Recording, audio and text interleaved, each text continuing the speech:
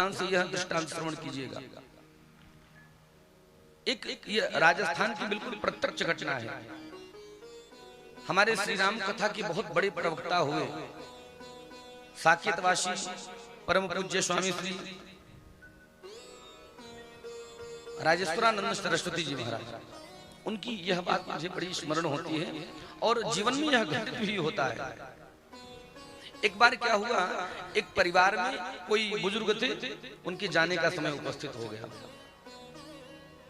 और जैसे ही उनके जाने का समय उपस्थित हुआ, उन्होंने एक वसीयत तैयार कर दी। बहुत ध्यान से कथा सुनिएगा, राजस्थान की बिल्कुल जीवंत सत्य घटना है।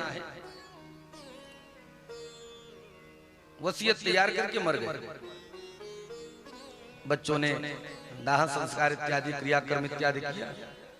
फिर प्रत्येक घर की स्थिति होती, माँ बाप जब चले जाते हैं, उनकी बच्चे सेवा करे चाहे न करे, लेकिन बाद में संदूक जरूर देखते हैं, माताजी ने कुछ छोड़ा कि नहीं, पिताजी ने कुछ छोड़ा कि नहीं। बच्चों ने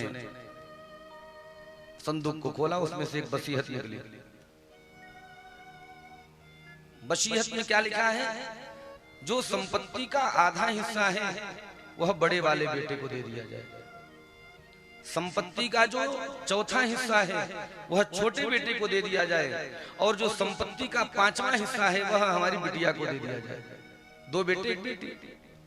बच्चों ने कहा ये तो ठीक है, लेकिन हमारे पिताजी ने संपत्ति के नाम पर छोड़ा क्या है, पहले ये तो बताओ, बंटवारा तो बाद में होगा।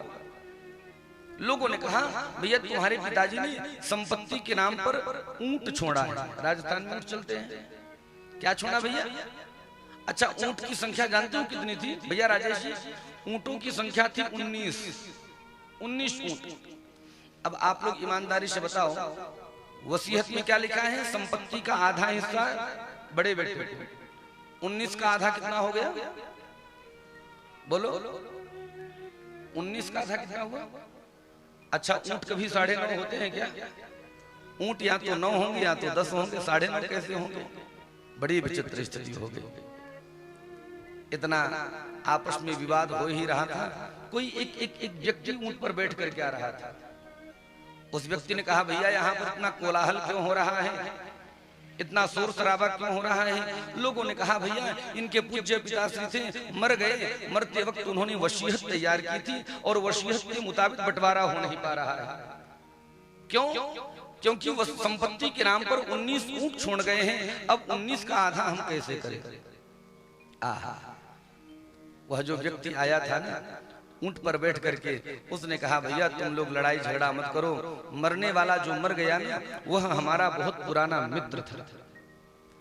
अब उसकी परेशानी हमारी परेशानी, उसके घर का विवाद मतलब हमारे घर का विवाद। एक काम करो, आप लोग आपस में लड़िए मत, आपस में झगड़िए मत। हमारे पास में जो एक ऊंट है, मैं अपना ऊंट आप लोगों को दे देता हूं, बंटवारा करो।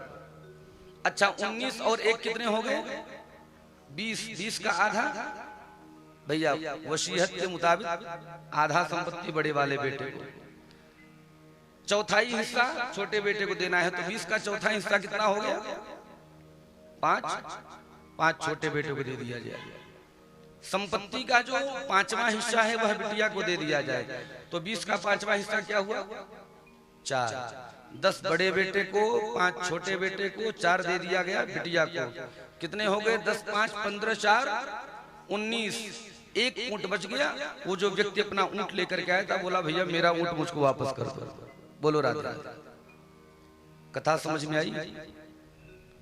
उस एक के बिना 19 का बंटवारा भी नहीं हुआ और वो एक बंटा भी नहीं।